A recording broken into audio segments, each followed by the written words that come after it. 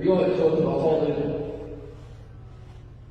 قبل أن أنهي خطبتي أود أن ندعو جميعا إلى عالم من علماء الأمة توفي اليوم، وهو العالم المحدث الإمام الكبير وغلام الله رحمته، وهو عالم لا يعرفه معظم الناس، وهو عالم أفغاني يعيش في باكستان، عالم قضى عمره يحدث بالسنة النبوية وينشرها في الآفاق، وهو من أعلى أسانيد أهل الأرض في زماننا هذا.